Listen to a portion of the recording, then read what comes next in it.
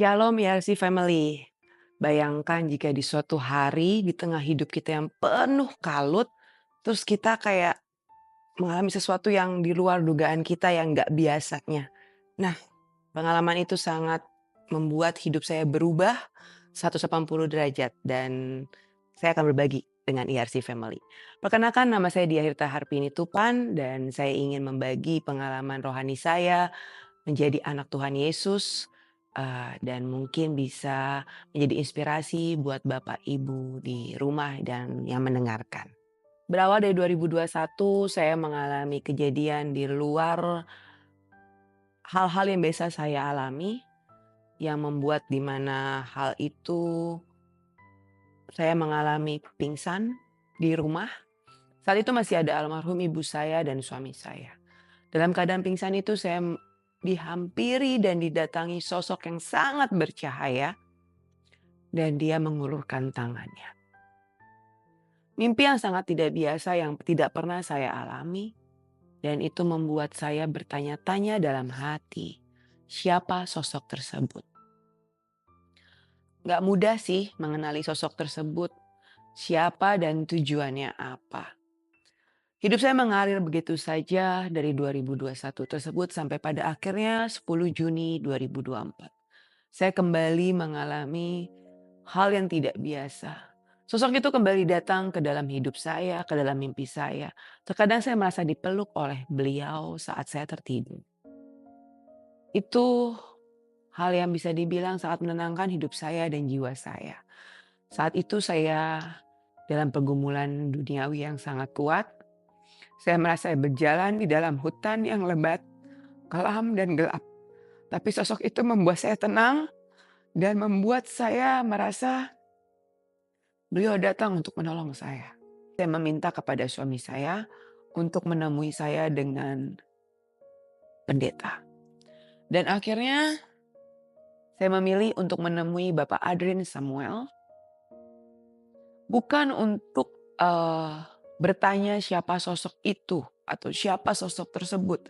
Tapi lebih menjalani sharing pengalaman, sharing kehidupan, sharing pergumulan dan banyak yang saya lalui dan saya bercerita ke Bapak Adrian Samuel. Lalu kemudian setelah itu saya merasakan dan mendapatkan kayak mungkin saya harus memulai dari pengakuan dosa dan melakukan doa pelepasan. Dan akhirnya saya menetapkan, saya yakin dengan putusan saya melakukan pengakuan dosa dan doa pelepasan. Sebagai catatan, saya berasal dari berbeda iman dan belum menjadi anak Tuhan Yesus sebelumnya. Kemudian saya memilih doa pelepasan. Wow, di luar sangka-sangka terjadi banyak manifestasi yang terjadi. Tetapi itu membuat hidup saya berubah. Kemudian saya ingin mengikuti ibadah hari Minggu dan saya memilih GBI Yarsi Sawangan. At the first time saya mengikuti ibadah hari Minggu, Pastor Stephen Mahendra sebagai pembawa firman Tuhan yang saat itu sedang bertugas. Beliau mengatakan salah satu firman Tuhan bahwa akan ada satu domba yang tersesat dan domba itu akan ditarik kembali pulang. Dan itu saya merasa itu diri saya. Dan ketika saya masuk ikuti ibadah hari Minggu itu pun, saya merasa sosok bercahaya tersebut dan cahaya itu datang kembali menghampiri saya dan berkata, kami menunggu. Tepat 6 Oktober 2024 saya memilih menjadi anak Tuhan Yesus yang lengkap dengan saya dimateraikan dan saya memilih baptis selam di GBI Yarsi Sawah. Sungguh tidak terasa ketika saya keluar dari proses pembaptisan, langkah saya dan hidup saya merasa lebih ringan. Pergumulan apapun yang terjadi di depan saya merasa ada Tuhan Yesus yang mendampingi dan beserta saya.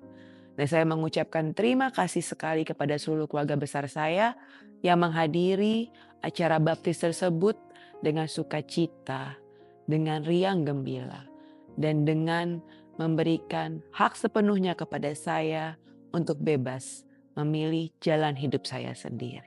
Setelah saya dibaptis, saya merasakan hari demi hari berkat ada saja.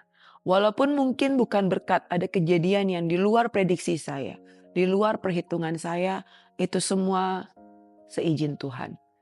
Karena suami saya pernah berbicara, karena kebaikan datangnya dari Tuhan Yesus. Nah, saudara-saudara, saya seperti anak bayi yang baru lahir, yang harus percaya kepada orang tuanya. Dari situ saya belajar. Saya selalu percaya Tuhan Yesus baik. Kenapa? Di saat saya genting pun Tuhan Yesus selalu ada buat hidup saya. 9 tahun menikah bukan waktu yang lama, bukan waktu yang singkat. Tapi tahun ini adalah tahun yang saya merasa diberkati oleh Tuhan. Tuhan sudah angkat saya dari tempat gelap untuk Bapak jadikan saya pemenang bagai Raja Wali. Kalau para pendengar tahu lagu Tenang, itu yang membuat salah satu penguat saya ketika saya mengalami hal-hal yang tidak baik dalam hidup saya.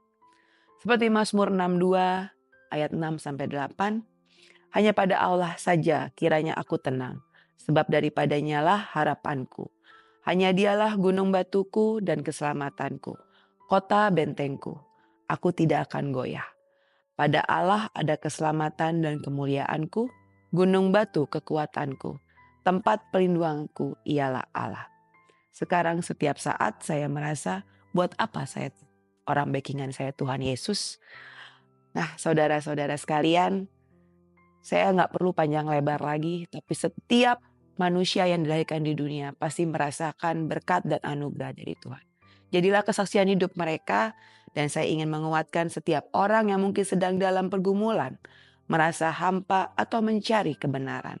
Jika Tuhan bisa menemukan saya yakin Tuhan juga akan menemukan Anda. Domba yang tersesat, dia juga bisa menemukan Anda dan selalu menunggu. Tangan beliau akan selalu terbuka. Karena ini bukan cerita saya, tapi ini adalah bukti bahwa Tuhan masih berbicara, memanggil dan mengubah hidup saya untuk menjadi pelangi setelah badai kelam. Tuhan Yesus memberkati. Shalom.